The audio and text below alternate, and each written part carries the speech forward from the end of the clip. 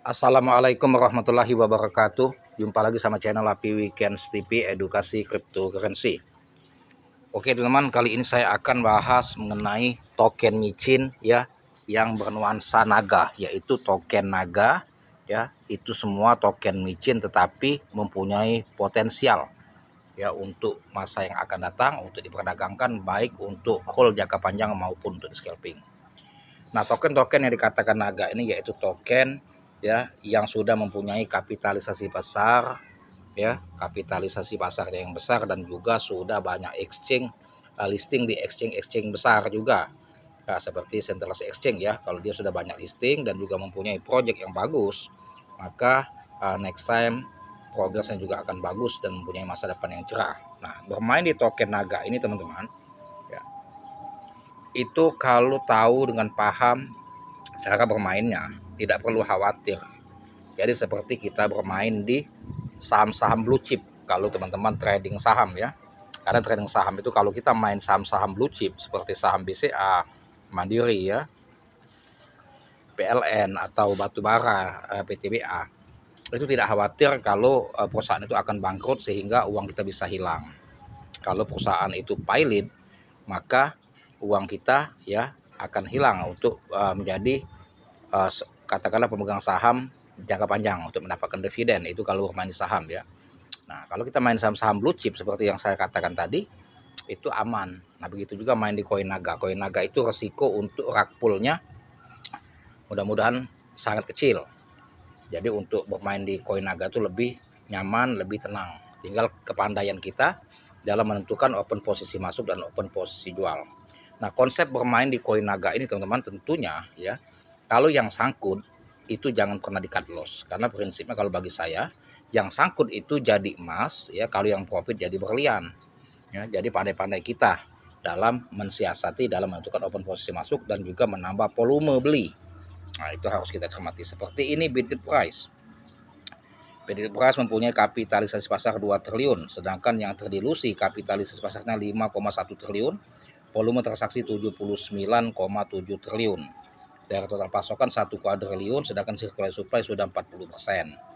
Nah, Bryce atau Bitcoin Bryce ini mempunyai masa depan yang cerah dengan andalan blockchain ya, BRC20 jaringannya yang nyaris tidak terkena cas atau gas fee, sehingga para investor atau paus-paus sangat antusias untuk menginvestkan dananya ke Bitcoin Bryce untuk jangka panjang. Nah, makanya transaksi dia lumayan besar ya, dan juga kapitalisasi pasar sudah menembus di 2 triliun. Nah, ini sedang lagi pusat perhatian bagi para investor untuk memperdagangkan Bitcoin price. Tuh. Itu yang pertama ya. Yang kedua, ada lagi yang nama koin naga yang patut kita perdagangkan, dan juga ini tergantung dari keyakinan kita masing-masing. Ya, token itu yaitu baru lahir tetapi luar biasa sekali ya, menarik perhatian investor sampai triliunan transaksinya per hari, yaitu token PP. PP ini baru lahir 2023 ini, tapi langsung gaspol listing ke Binance. Itu kehebatan PP Coin ya. Harga dia sudah 0,0020 mengalahkan Bitcoin price. Nah, kalau lihat dari kapitalisasi pasarnya itu lebih besar lagi, 7,8 triliun. Kapitalisasi pasar yang terdilusi 8,4 triliun. Volume transaksi lebih dahsyat lagi dari Bitcoin price, 1,7 triliun. Ya. Dari total pasokan 420,6 triliun. Circular supply sudah 93%, 391,7 triliun, yang menunjukkan token ini potensial untuk di hold jangka panjang dan juga untuk diperdagangkan jangka singkat dengan harga dia sudah di atas Bitcoin price 0,020. Itu kehebatan PP. Jadi bermain di PP juga nggak usah khawatir ya, yang sangkut jangan pernah di cut loss ya, justru dia keras kita tambah muatan. Jadi pada prinsipnya yang sangkut jadi emas, yang cuan, yang profit itu jadi berlian gitu ya. Nah, ini salah satu token yang potensial, token naga yang pantas untuk di hold jangka panjang karena mempunyai progres yang bagus, mempunyai masa depan yang bagus. Tetapi tetap pilihan ada di tangan kita ya. Tetap disclaimer on your tuh. PP walaupun dia baru listing di CMC langsung menembus ke Binance. Dia sudah sejajar sama Shiba Inu, dia sudah sama-sama ada di Binance ya, bahkan tinggal menembus ke Coinbase dan exchange berikutnya, langsung di 30 exchange atau centralized exchange PP listing, dan dia langsung mengalahkan Bitget Price. Nah, itu luar biasanya ya, dan dia sudah sejajar sama Shiba Inu posisi sekarang ini. Nah, ini tergantung pilihan kita. Kalau teman-teman meyakini dengan progres PP, hold dan simpan koin ini untuk jangka panjang kalau meyakini progresnya ke depan. Itu yang kedua. Yang ketiga, ada yang namanya yang tidak asing lagi, yaitu kita tentunya pasti tahu semua, yaitu Shiba Inu. Shiba Inu ini kita sudah tahu sepak terjang dia harganya di atas PP 0,11 posisi sekarang ya. Kita sudah tahu track recordnya, dia listing di Binance 2021, langsung harganya gaspol, kapitalisasi pasar 69 triliun, kontribusi 69 triliun juga, dengan total pasokan 589 triliun. Nah, sirkulasi supply sudah tersebar ya. Volume transaksi hari ini 931 miliar.